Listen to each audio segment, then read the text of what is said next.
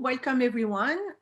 Thank you so much for joining us to Rendez-Vous with Frantz Cinema, the 26th edition, annual collaboration with Thematic Center and Uni France.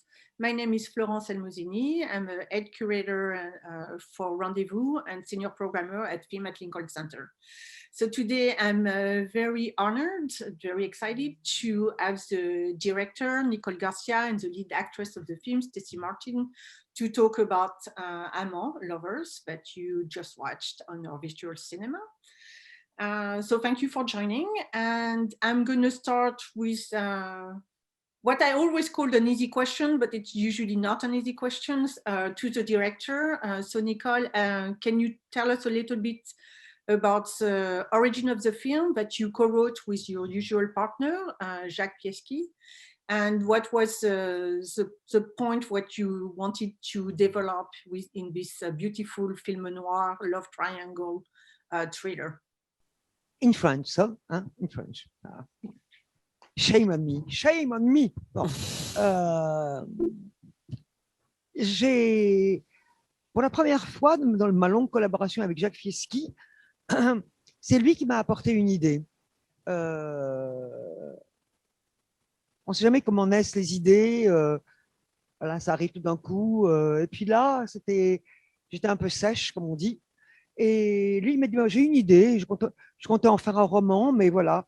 Il m'a raconté cette histoire. Et je crois que c'était une chance pour moi, parce qu'il y a longtemps que je cherchais quelque chose qui aurait à voir avec le thriller, avec le film noir, et plus encore avec le roman noir. Quelque chose où un film où quelque chose de la, enfin, j'allais dire où la mort rôde, mais c'est pas seulement la mort qui rôde, c'est aussi un élan d'amour, et on se rend bien compte qu'à un moment donné, l'élan d'amour va devoir lutter contre une pulsion de mort qui est là, et ce combat-là qu'apporte une histoire d'amour, c'était un peu ça que j'avais depuis longtemps envie de raconter. Je crois à quel point l'amour offre une opportunité incroyable à, voilà, pas toujours, mais bon, le bonheur n'intéresse pas beaucoup au cinéma, mais dans des moments comme ça offre une opportunité de raconter des pulsions fortes qui peuvent aller jusqu'au crime et donc à la mort. Ça me donne cette ouverture sur le roman noir. For the very first time in my long collaboration with Jacques Pieschi, it was him who had the idea and offered it to me. And I was about in between films, and I felt a bit dried up, so to speak. I had no idea. And he said, I have one. I wanted to make a novel out of it, but we can easily turn it into a film. And I must say that was a great opportunity for me, a great chance to be able to deal with the genre of a thriller, which is something that I had not dealt with before, a film noir, but also a noir novel, so to speak. And I was very interested in dealing with a story where death somehow hollows over everything, and where you feel this momentum of love that can bring about a death desire. And that was a story that I felt like telling in a film. And I really loved the opportunity that I was given, that I was offered to deal with all these deadly tensions and pulsions that human beings can feel in their own lives. I also have a follow-up question regarding the structure of the film, because in a way it's you have a two-part structure based on time, the before and after the overdose, but it's also a three-act story that could be simply delimited by the geographical location, which is Paris, Mauritius, and Geneva. But also we can see it as the three couples, because the first would be then Lisa and Simon, then it would be Lisa and Leo, and then in a way the third one is all of the character, but it's really Simon and Leo confronting each other. So can you talk about the idea of the structure, the acts, and the way you were writing and then directing? Je pense que ça me permettait de styliser le film d'abord, lui donner un style, de l'arracher à trop de naturalisme. Et alors après, en riant, on pourrait dire que c'est un peu trois personnages, 3 actes, 3 personnages, 3 décors. C'est un peu presque le 3 étant le, how you say in English, love triangle, non? Yes, love triangles. Good, love triangle, yes. C'était une figure de ça, de la triangulation amoureuse, mais plus sérieusement, je pense que ça me permettait les grandes ellipses de 3 ans, puis de 6 mois, et on se demandait tout le temps, quand on revoit par exemple Lisa, le personnage de Stacy, sa transformation entre le premier et deuxième acte, d'être voilà, cette petite fille des banlieues est de Paris, et maintenant être une bourgeoise genevoise, on comprend que voilà, tout ça s'est passé pendant ces 3 ans. Donc on avance avec les personnages tout en se disant, en s'interrogeant sur en s'interrogeant et en gardant en présence la mémoire qu'on a eue d'elle avant. Donc c'est ça qui crée, je crois, à la fois le tragique, mais le romanesque du film, qui est quand même très romanesque. C'est pas un thriller froid, parce qu'il y a trop d'amour pour ça. Et puis il y a aussi cette fait de ce voyage dans le temps et dans la géographie, très différente effectivement, comme Paris, Mauritius and Geneva. It's the structure that allowed me to stylize my film and to distance myself from the naturalism. And 3 is a magic number here. We have 3 characters, 3 main characters, 3 acts in 3 different locations. And this number 3 is a symbol also of a love triangle, which is the figure that oversees and rules over the film. And it also allowed me to draw these very huge ellipses that I use in the film. You know, Lisa is the one that undergoes a deep change from the first to the second act. And we see her turning from a girl that was born and raised in the eastern banlieue of Paris and become a bourgeois woman living, going on holiday to Mauritius and then living in Geneva, and 3 years have gone by. But in the arc of the character, the viewers always keep in mind what she was before. I mean, we have the memory of her as she was before, and we keep on pondering and asking questions about the way she has become and what will happen to her. And these structures allows me to mingle the tragic aspect of the story with the Romanesque of the film. And it's really a journey in time, besides being a geographical journey in 3 different locations. Thank you. I think it would be a good point to ask a question to Stacy, since we were talking about the character of Lisa. You play a sort of femme fatale but you also a very unusual femme fatale, because you seem to be keeping your inner self to yourself and to adapt very widely to the environment and your partner at the time, you know, like a flower in the wind type. So can you talk a little bit how you read the character when you first read the script, and how you wanted to transpose our fragility into the character that you play?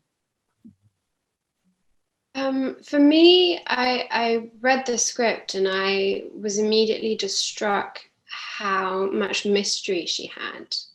And there was still a lot for me that I hadn't quite found with Lisa. And I met Nicole during the audition process, and the more we met, the more Lisa was clearer to me, and the more malleable she was, but in a very strong way. I think she adapts not only for herself, but for the man that she loves. And that idea that our identity is so different from one person to the other, something that I find really fascinating, and how far one goes for love, or how we think we become someone, but actually from the past or memory, that whole concept is completely changed and questioned.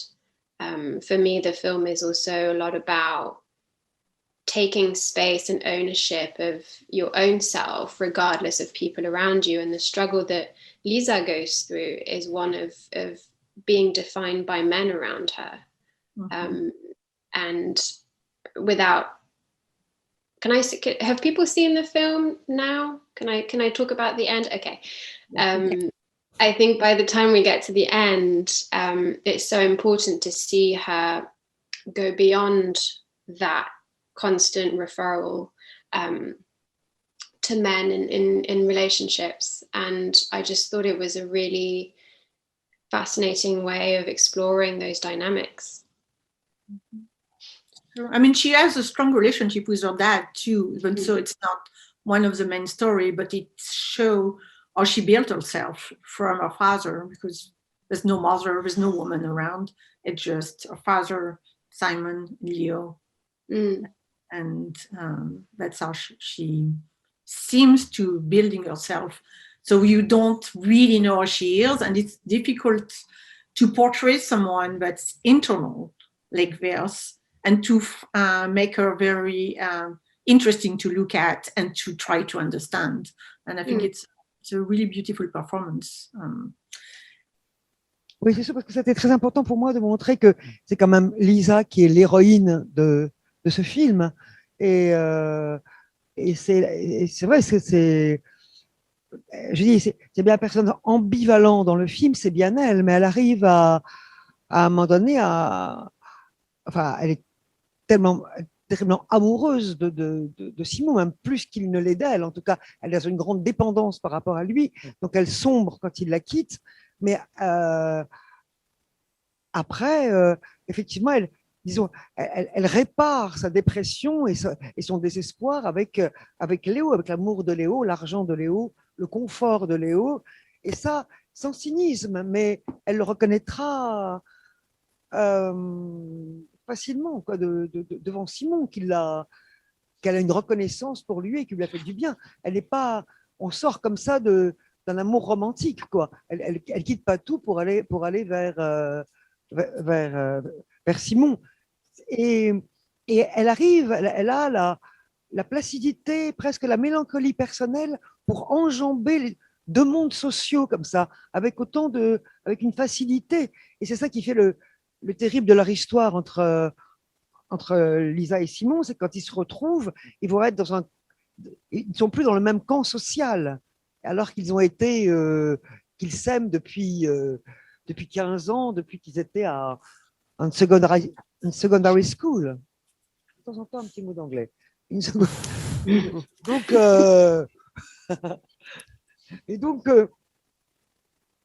c'est pour elle et c'est vrai, mais en fait, c'est qu'elle se libère, et c'est pour moi tout le sens de l'épilogue du film, de la fiction que, peut-être que tu as déjà dit tout ça, mais de la fiction que ces deux hommes ont projetée sur elle. C'est pas une emprise parce qu'ils l'aiment, mais c'est quand même quelque chose une emprise passionnelle, non perverse, mais une emprise quand même. Et elle va enfin être libre pour la première fois. Et c'est ça un peu le sens de son départ, quand on la voit au milieu de la foule. Voilà. Elle va enfin travailler comme tout le monde, enfin, presque rejoindre quelque chose de sa vie d'avant, sans amertume, libre. C'est ça que je voulais dire sur elle. it's very important for me that Lisa is perceived as the heroine of the film, although she's an ambivalent character indeed, because it's in the beginning we see that she loves Simone more than she loves herself. She's totally dependent on him, and this is the reason why she sings when he lives without her, and she manages to somehow cure herself and her despair for the abandonment of Simone through Leo, through the love that he feels for her and the money that and the lifestyle that he can offer her. And she does so with not being cynical, but on the other side, she's very grateful for the opportunity that she's given through meeting this other man. In this sense, it's not a romantic love. There's a form of melancholy in her character, in her nature, and also in the fact that she walks and steps into a different social environment and different world. And this is what is terrible about the love story with Simone. When she finds him again, they are no longer able to share the social environment and background that they shared up to then. And this is why the ending of the film is very important for me, because for the very first time she manages to free herself also from the sort of fictionalized character that the two men had projected on her in loving her. And she is finally free from the weight of those relationships, and she's free to walk amongst the crowd when she walks out of the underground and to work as an ordinary woman, finally free and finally herself. So Nicole, were you thinking specifically about Stacy when you were writing the character, and Pierre and Benoît as well, or you created the triangle at the casting process? Yes, j'avais reçu un jour une grande leçon d'un metteur en scène avec qui j'ai tourné, qui s'appelait Alain Renet, et qui m'avait donné un conseil quand il a su que j'allais commencer moi-même à me lancer dans ma grande carrière de cinéaste. Il dit en tout cas, quand il y a de l'amour, ne choisissez pas un acteur et une actrice à part, sans avoir estimé entre eux l'attirance et l'attirance, plus que l'attirance, encore quelque chose l'attraction, voilà, fatale attraction. Donc, c'était compliqué pour moi parce que je ne pouvais pas en prendre un sans voir le rapport. Et Niney est arrivé le premier. Et je trouvais après, très vite, j'avais beaucoup d'actrices. Je pense que j'ai vu à peu près toutes les actrices de Paris entre 20 et 25 ans. Mais après, dès que j'ai pris Pierre, je trouvais que la plus accordée, la plus juste, le couple le plus intéressant, c'était Pierre et Stacy. Parce qu'il y avait, je les prends tous les deux, ils sont tous les deux très minces, très bruns, une peau très pâle, on dirait presque un frère et une sœur incestueux. Et c'est ce qui me plaisait j'avais pas envie de parler entre eux d'une sexualité, voilà, démesurée. Donc c'est plus étrange leur sexualité. D'abord, elle vient de très très loin, elle vient de l'école, ils sont restés ensemble.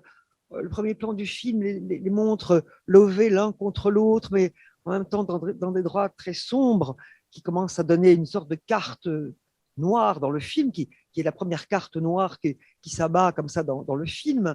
Ils s'aiment, mais dans des draps très... pas bon. Oui, qui les épousent et qui les dévorent en même temps. Et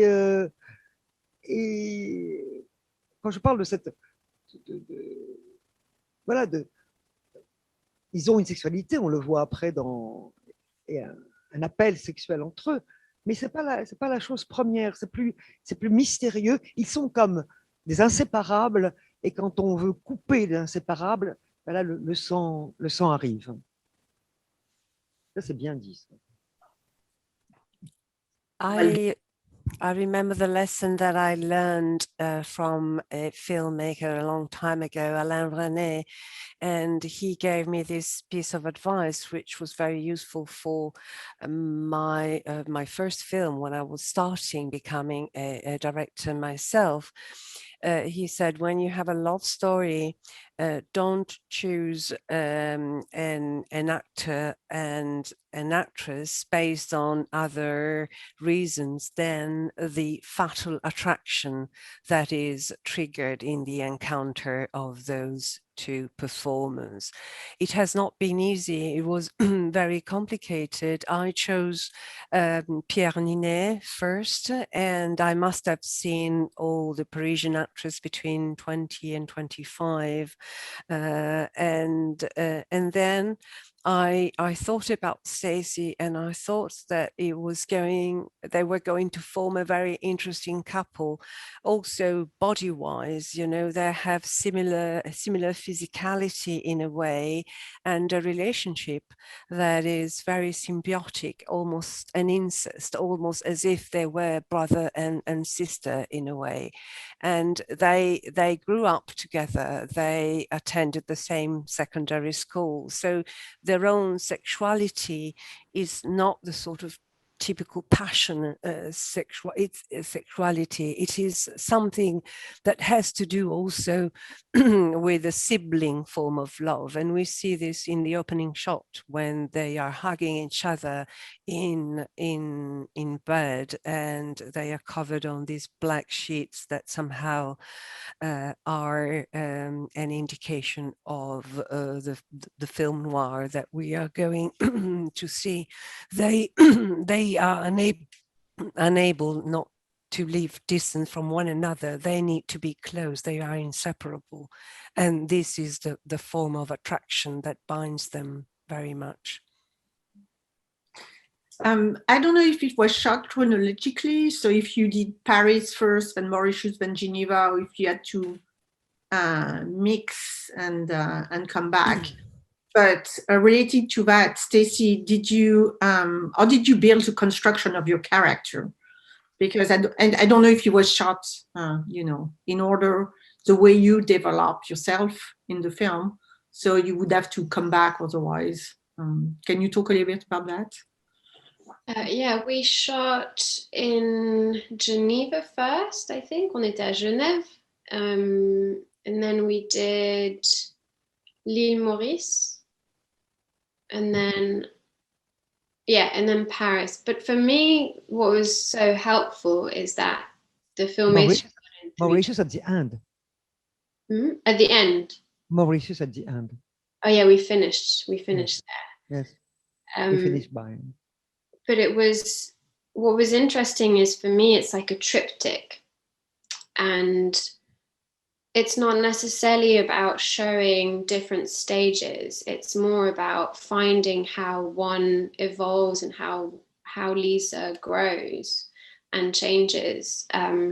We did a lot of work with costume as well to really tell the story of someone who is moving socially in different worlds, and then it was also the physicality, how you move when you're younger than when you're married. It is for me, it was something quite important. And then I think the physicality that Lisa has with the two men is very different. So when she sees Simon again, she almost goes back to who she used to be when she was younger. And that was quite interesting, because the battle of who she is now and who she used to be suddenly are put together. And I thought that was a really kind of grounding way of kind of working on Lisa and where she was at different points.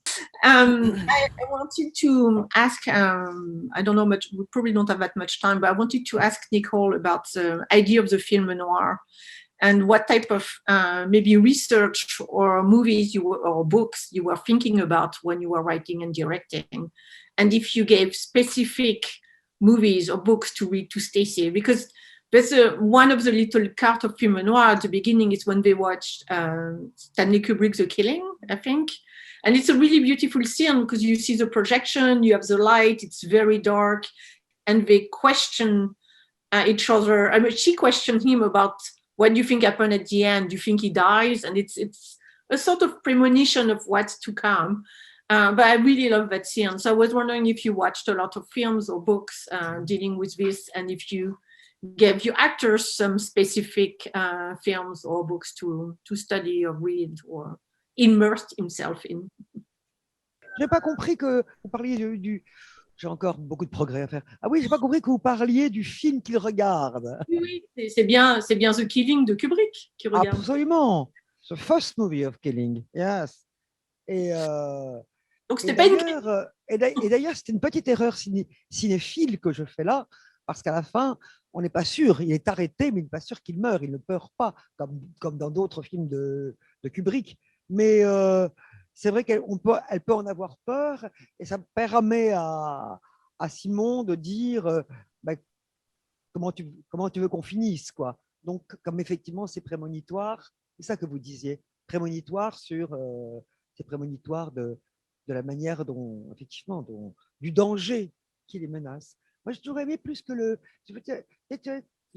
disiez tout à l'heure à Stacy qu'elle était une femme fatale, mais elle n'est pas. Il me semble elle ne joue pas la femme fatale. Elle n'a pas la puissance d'une femme fatale. Elle n'a pas le désir de domination d'une femme fatale. Elle est en risque d'être dominée tout le temps.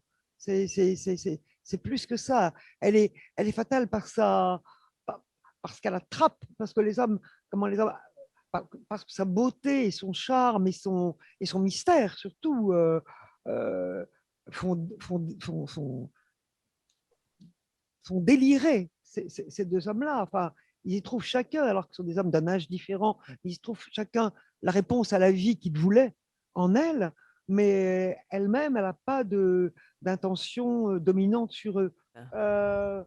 Non, je ne crois pas, Stacy. Je n'ai pas donné de roman. Non, pas de roman. Tu m'as donné le film Jackie. Ah oui, j'avais bien aimé. Pour le désespoir de Lisa quand elle perd Simon. D'accord. Voilà. Le Pablo Loren avec Nathalie Portman, c'est ça? Avec oui, Nathalie Portman. Voilà. Je trouvais que dans ce palais, il y avait des scènes que j'avais très très belles de cette femme, peut-être parce qu'elles sont très connues toutes les deux.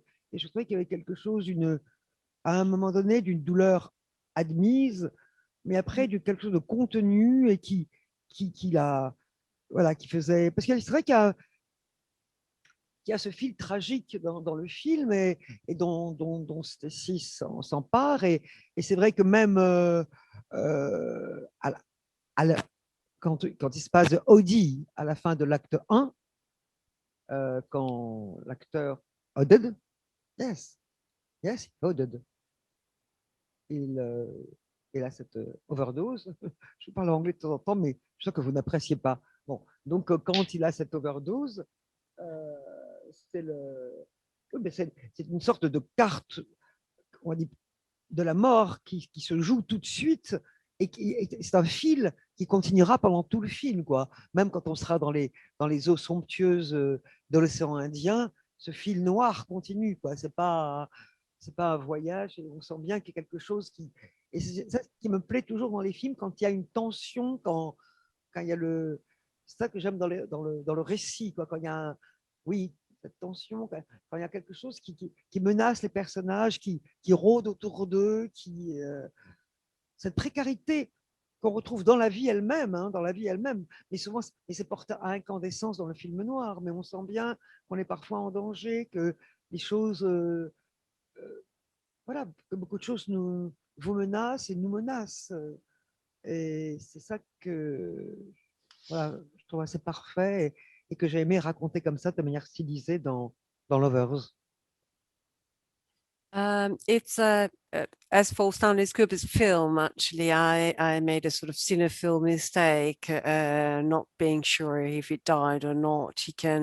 But you can fear from that scene how it's going to end with Simon. And in this regard, it is indeed a premonition of the danger that they are all placing them, that they're both placing themselves. And she's I don't think that the character of Lisa is the character of a femme fatale. She doesn't act as a femme fatale, and she doesn't have the power of one. She's not someone that loves to rule over others, but on the contrary, she is ruled on by other men. She's very much dominated. It's true that she has the beauty and the charm of a femme fatale, but she's a mystery herself. And in that mystery, each of the two men that love her find somehow a full attraction to life, an answer to their own lives.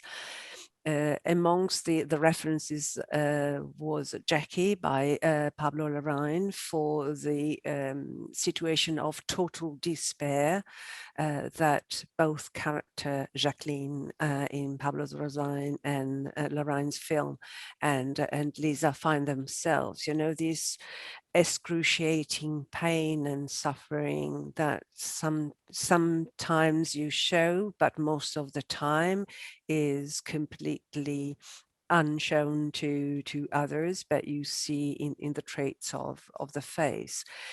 And at the end of the first act, when the man ODs, that is when the card of death is actually played and put down on the table, and that's when the thread of the film, the black thread of the film, starts, and you have the feeling of this threat of death that can happen again. Also, in this beautiful resort in the Indian Ocean, the tension that is so typical of the genre, the tension of that threat that hovers in the following acts. And in this sense, there's both a reference to film noir, to the genre, but also to ordinary life, because we can feel threatened in our lives and feel that feel something of a danger